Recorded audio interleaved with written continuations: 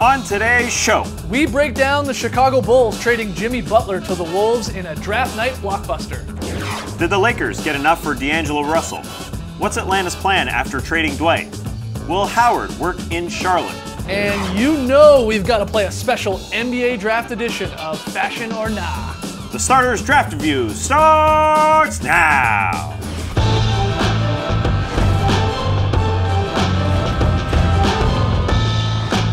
Good evening, Sweet World, and welcome to The Starters. Whether you're joining us on NBA TV or later on YouTube, we're very, very happy to have you. I'm Jay Skeets, and alongside me, as always, that's Tas Melis. Thank you for joining us. To his right, it is the international man of mystery, taking it to the max, Lee Ellis. Friend. Lele, and last, certainly not least, joining us here at the big desk, just back from Brooklyn, it's the bearded one, Trey Kirby. Hey-o! Hey-yo! We got a fun show for you tonight. We got the up-down report. We got a special edition of Fashion or Nah. But we start by looking back at the 2017 NBA draft. And it was a draft of youth. A record-setting 16 freshmen taken in the first 30 picks. That must have been why Lee Ellis was overlooked. I'm still available. For like the 10th or 11th straight year. I can't believe he didn't go in the second round. Washington's Markelle Fultz went number 1 overall to Philadelphia. No surprise there, followed by Lonzo Ball to the Lakers, just like Zeus and Jesus said so. And Duke forward Jason Tatum going at number 3 to Danny Ainge and the Celtics, who obviously traded down from the number 1 spot a little earlier in the week with those Sixers. Let's look at those top 10 picks. A couple of them got moved, but I'm asking you guys here at the desk and everyone watching to chime in on Twitter, hashtag the starters. Who was the biggest winner of the draft last night? Let's start with the team that got guaranteed the best player last night. Jimmy Butler going to the Minnesota Timberwolves. He's an all-star. He's an all-NBA player. And he's going to a Minnesota Timberwolves team that have a stud in Karl-Anthony Towns and now an Andrew Wiggins who can sort of slide down to that 3-hole where he seems like he's a better fit. Jimmy Butler is a fantastic basketball player. Who cares if people say he's got a lot of mileage on him? He's going to be 28 going into next season. I think this could be a playoff team next year. I'm not sure which of the Western Conference sort of bottom bracket playoff teams like OKC, the Grizz, or the Blazers fall out.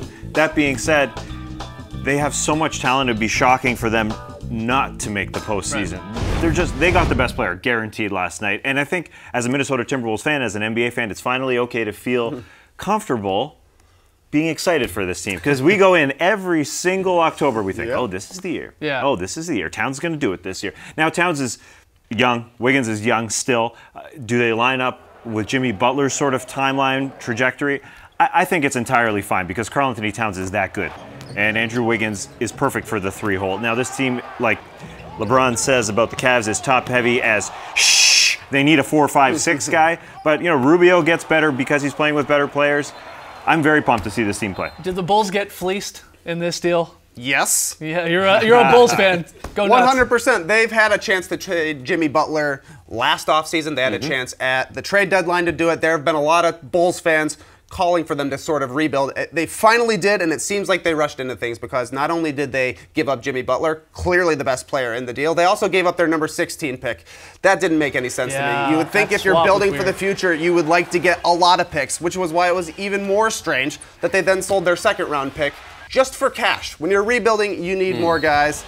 I don't know. They rushed into things. They got what the Bulls are trying to sell as 3 lottery picks, one of which is 23 years old, one of which is injured, and one of which we're not sure if he's actually going to be good in the NBA.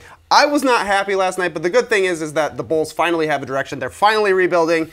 They might be one of the worst 3 teams in the league for the next couple of years, but at least they've got their draft picks. Yeah, that's the silver lining in all this. Yeah, it must be pretty frustrating, though, for the Bulls, because last year we know they brought in Wade and Rondo to sort of pair with Butler and thought, okay, maybe they're trying to make some sort of a push at Cleveland. We all thought it was garbage at the time. Yeah, but and then they shocked everyone by hitting every 3 imaginable for the first couple of weeks. We looked stupid for a little bit, and it turned out to what we all thought it was. But now Jimmy Butler, the key player on that team, has gone to Minnesota, and he should instantly make them better. And even though the Wolves aren't going for a championship next season, you just want to see that improvement and the development of those younger guys with Towns and Wiggins around a veteran like Butler, who's been around Tom Thibodeau a lot of his career already, and see if those guys can start to put it together. Because you mentioned how we always look at the talent of the Wolves and think, okay, they can string it together, but they've always been missing something. Well, now they have that something that's been missing. So you expect to see dramatic improvement going into next season. Do you think the Wolves will now, with Butler coming in there, obviously pairing it with, like you guys said, with Towns and Wiggins, will they stick with Rubio as their point guard, especially with Dunn being one of the pieces that got moved, number 5 pick last year?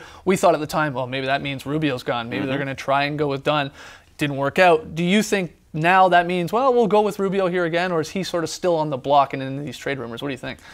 I think it's definitely a possibility that he's still on the block. I think he won over Tibbs last year with the way he played hard. In the second half of the season, he shot the ball really well for Ricky Rubio. Right. I mean, he doesn't finish at the rim all that well, and that would be a nice little bonus. If you can't shoot the ball that well, can you finish at the rim? Yeah. But he's still in his prime. I know it seems like he's been in this league a long time, but he's not getting worse. I do believe he's going to get better.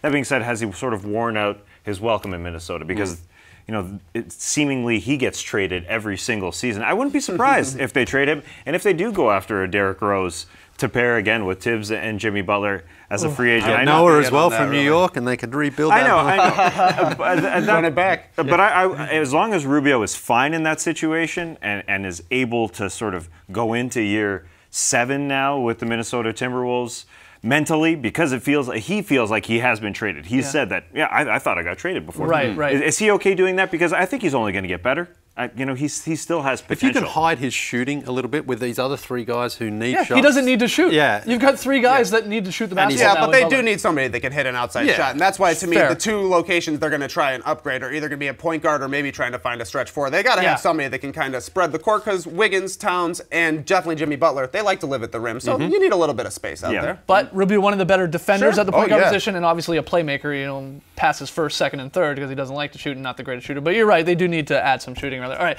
That's the Wolves, you're right. I think most people would agree. Big winner last night getting Jimmy Butler. You got an All-NBA guy. Any other winners from last night with the draft, maybe specifically? I think it has to be the Philadelphia 76ers. I mean, their fans have been through a lot of pain over these last few years, but now you're starting to see what that pain was for, and they drafted Markelle Fultz #1 overall. Now they had to give up another draft pick for the Celtics to get him this year.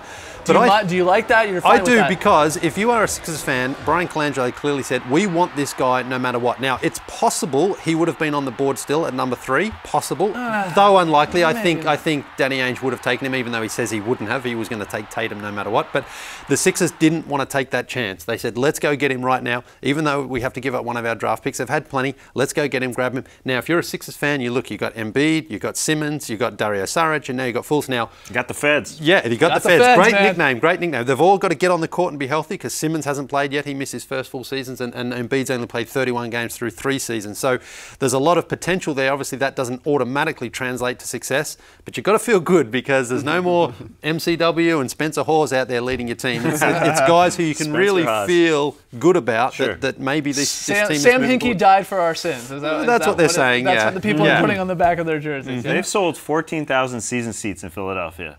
Yeah, there's a buzz. Only 5,500 seats remain to get to capacity.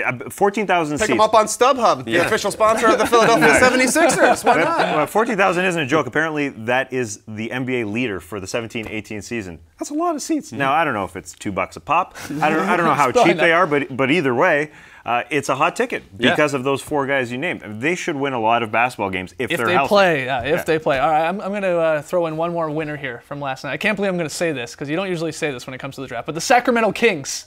I think we're a winner from the 2017 NBA draft. I think. You never really know with some of these guys, right? It's a bit of a crapshoot, but the haul that the Kings got, pretty solid looking. I mean, you start with who they got at #5. That's their point guard of the future in De'Aaron Fox. That's what they are banking on, and they didn't overthink it when he was still available at #5, because there were some reports that Lakers were maybe thinking of him, some other teams ahead of them were maybe thinking of him in the Suns. So he's there, and then you go through the list. They traded #10 for 2 picks in the top 20 in 15 and 20, and got some prospects in Justin Jackson and Harry Giles, and then even Frank Mason III at #34 in the second round. These guys, and what the Kings are doing, which I like, is we want as many chances as possible. Sort of what you were saying with the Bulls, like them not keeping that 16th pick. It's like maybe 1 or 2, or maybe hopefully even 3 of these guys sort of turn out, like 2 at the least. Take as many shots as possible with these guys. And some of them, injuries were in their play with Harry, but before the injury with the ACL, that guy was a top prospect. So they're the perfect team to say, hey, maybe he gets back to being that sort of elite guy he was before the injury. And we don't plan on winning a lot of games immediately, so we can sort of take the time to see what we got there. But I love De'Aaron Fox. I love, it sounds weird to say this, but even just his charisma alone to be sort of like the face of a franchise, The Kings need that probably more than anyone, right? And they've been What looking gone for over. a point guard forever, and he wanted to be in Sacramento. Yes, It just yes. seems like kind of the perfect pick for them, and I actually hope it pans out, and I think it's smart what they did to actually get so many more picks. Kings fans were worried they were going to trade 5 and 10 to get up to 3.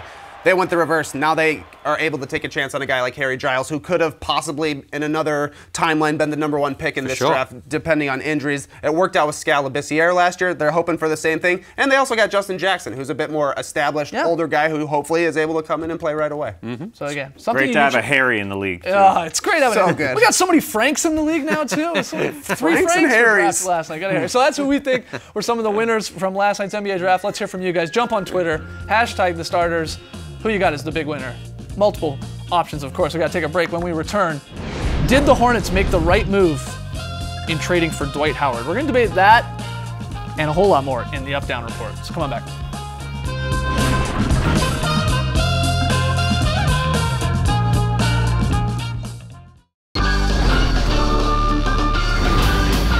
Back with the starters, right into the Up-Down Report, where we figure out where the 4 of us stand on some hot-button NBA topics, specifically some of the trades we saw this week. Last night, the Lakers-Nets trade from earlier this week, it became official.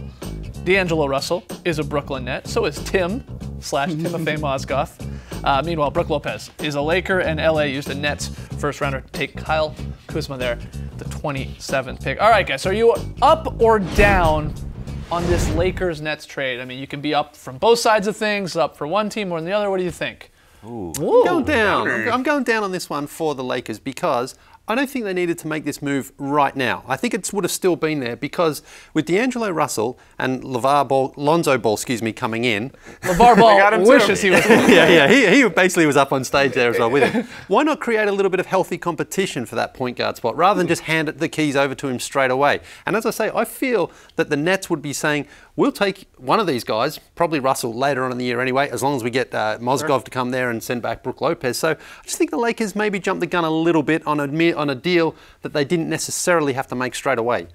I'm going to reserve my judgment on the Lakers as well. I don't really see, if you don't get anything for that cap space, then what was the point of the trade? I mean, you're getting a year of Brook Lopez for D'Angelo Russell, who isn't a can't-miss prospect, isn't a stud. I'm not sure what adjective to tie to him at this point of his career, but for the Brooklyn Nets to get that guy for 1 year of Brook Lopez is a huge move, especially when they don't have draft picks. It's a huge plus for the Nets. I'm not sure for the Lakers because cap space doesn't win games. But they got rid of Mozgov, which was, we all agreed, maybe the worst contract in the NBA the minute it was signed. And it was always going to cost them something to get out of it.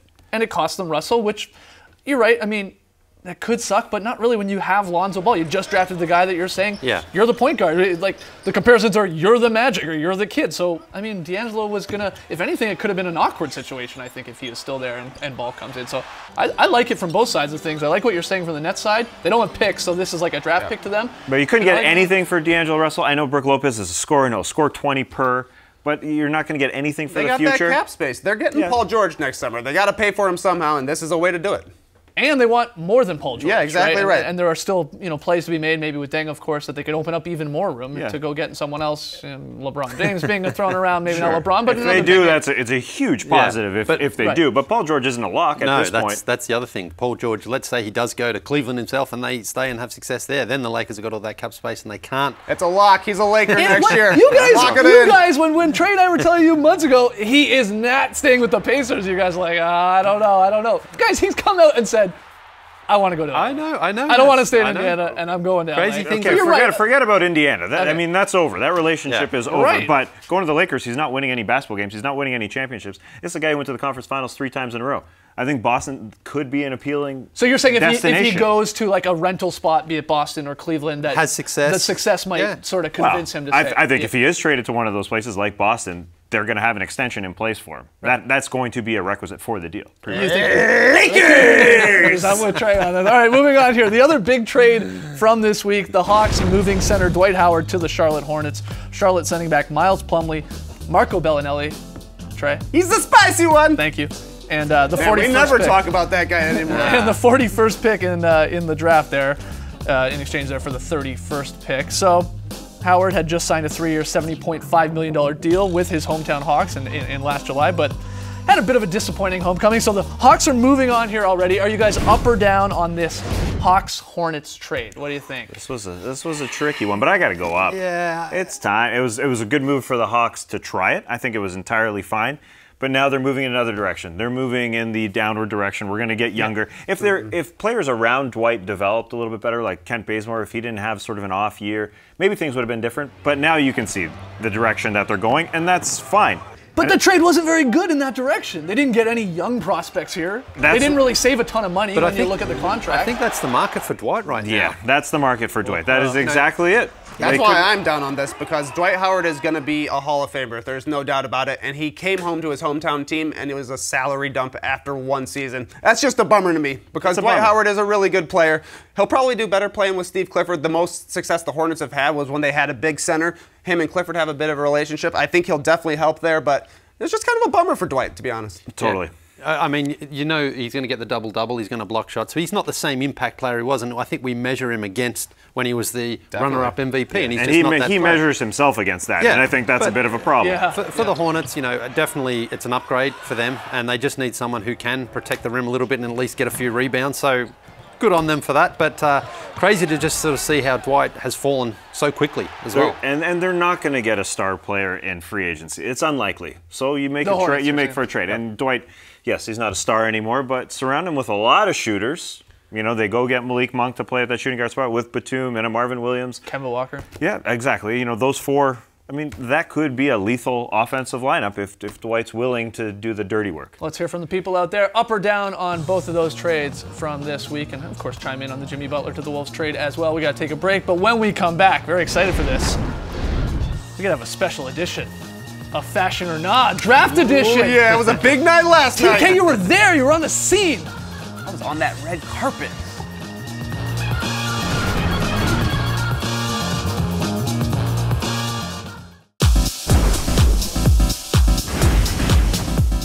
Welcome back to the starters. Time to play a little Fashion or Not, NBA Draft Edition. TK, you were on the scene, man. That's right. Fashion, always a big story at the draft. No different last night. So we're playing Fashion or Not. If you guys like the look, it's fashion. If you don't like it, it's not. And our first contestant is #1 overall pick, Markelle Fultz, wearing a gray suit, a check shirt, a bow tie, and some shoes that were straight up made out of basketballs. Guys, is Markelle Fultz fashion or nah? There's a lot going on there with the Certainly with the bow tie and the check shirt. I don't like bowling shoes myself, and that's what those basketball shoes look like. You're right. The shoes ruined this for me. Those look like bowling shoes, right? Yes. They're very bowling shoe shaped. But they're made out of actual basketball. That's what I mean, like ball, about 'em. ball is life. That's cool. That's Yeah. what you like about them, right? Yeah, I do, for sure. I'd wear That's them. a little much, I think, though. It sort of, and it clashes Yeah. too with the look, the suit. Otherwise, it's fine. I mean, he had a really cool inside of the jacket, it had right, a bunch the of lining, like memories and stuff like that. Yeah, the lining and stuff. Yeah. But otherwise, the shoes ruin it. Yeah, there's a look at the jacket. A lot going on in there too. Okay, so I'm nah, I'm man. a nah too. I'm a nah. Trey, you're the expert. I don't know. What is it, Trey? I gotta go with nah. Sorry, Markelle. This is honestly a little bit too anonymous to me. This could be any guy. We knew he was going #1 to Philly. Where's the red and the blue? This is your chance to make a big statement as the #1 pick. Oh, interesting. And like you guys said, those shoes, not for me. Anyways, our next contestant, #5 pick, De'Aaron Fox, wearing a navy suit with a shawl collar, also has an interesting lining. Pretty basic tie and shirt, but the key is the shoes. He's wearing a pair of Louboutin slippers. They spell love. 2 O's. Love. Fashion or not? Yeah. This is fashion. Fashion. Yeah, he hasn't gone too far out of his lane. He's kept it pretty nice and smooth, but still stylish at the same time. I love you talking about fashion so much. And look at how he's showing it off there as well. He's saying, "Look, I'm a cool dude.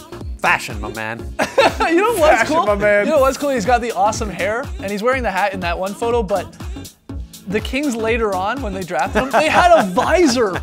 ready to go from. Like, this is thinking. You know, they're one step ahead here, and he's rocking the visor. He's loving it. Do you think he's saying, look, I'm a cool dude in that? Oh, the watch is nice, too. That watch. I think he's absolutely That was saying Never said that before, but that's fashion. Yeah, we're all in agreement here. It's fashion. We're all in agreement. All right. Guys, that is fashion. Love the visor. I do not normally support visors, but in a case like this, that really worked. Also love the shoes. Our next contestant, Zach Collins. He was wearing a Vegas-themed ensemble. In his jacket lining, it was also on his shoes. Slippers were big last night. Yeah. He also wore a leather tie.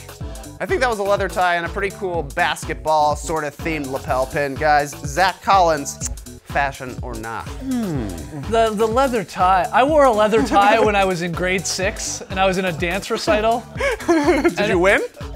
Well, I was a great dancer, so it didn't matter what I was. But yeah, I don't like the tie. I don't like the tie. I like the lining of the jacket. Yeah, the Vegas theme going on here. What is the What's that? Vegas Yeah, theme? is he Mo Verney or something? Like, sponsored? Who are you talking He's about? from Vegas. Yeah. Oh, he's from Vegas. We didn't know. I think it's fashion because he's showing his feet and his ankles, and Trey was also doing that at the draft. So fashion. Yeah, I don't love the tie, but sure. I'm fashion. saying no. I'm saying Oh, no. no. Oh. Nah, Yeah. guys, you're dressing like young Skeets. You're not fashion. No offense, man. No offense. He looks a bit like you too, Skeets, in that Our photo. next Yeah, contestant, John Schumann says I look like him. Dennis Smith, is your next contestant on Fashion or Not. He's wearing a double-breasted bird's eye weave, white and black jacket, pretty standard black pants, and a black bow tie. Dennis Smith Jr., Fashion or Not. Oh yeah, I think this may have been one of the better looks of the night. Is there a reason we're not showing his bottom half? There's an Iceman. There's an Iceman box. Yeah, he looks great though. His top half looks It's great. fashion. Don't overthink it. Look, he's rocking it. Trey. Don't overthink it. It's fashion. Yeah, see? Great look, great jacket, well fitted.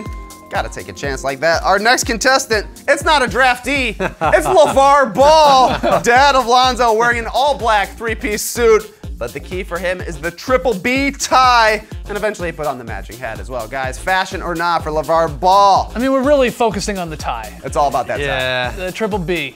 Big baller brand. What do you think, Lee? He's You big brand- baller? he's Are you branding. a big baller or no, not, I'm man? not. No. He's branding though. It's not really fashionable, is it, to brand your own self? Is it? I don't think. Yeah. Although, nah, I don't think so. I'd like a little more color. I don't mind the hat, I suppose, on top, but no, I say nah. He's not a big baller. Think again, Lee. This is fashion. He's dressed like a villain promoting his brand. okay, Come on, okay, it's perfect. yeah, that's Our fair. final contestant, also not a draftee. It's your boy, Trey wow. Kirby, at the draft last night wearing an exquisite floral print jacket, some too tight pants, and like Tass is saying, a pair of slippers with no socks. All right, let those ankles breathe. Looks like Fashion you're or bringing not. in a pair of pizzas too. I like that jacket, man. That jacket's so Trey nice Kirby. jacket. Yeah, you can pull it off too. Yeah. That's the thing. I couldn't do that. Lee, I'm not sure who could do that. I'll give it a try. You could try, but I'm not saying you'd pull it off. But Trey Kirby for sure. Fashion. Very Sager-esque, I believe. Man. And if you guys were saying fashion, it must be true.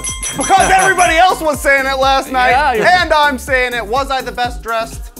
Yeah, I probably was. Whoa! Wow! You sound like LeVar Ball. With those That's right. We're both boisterous big claims. ballers. All right, final break. When we return, we'll set up next week's starter schedule and how we're tackling free agency. Don't go anywhere.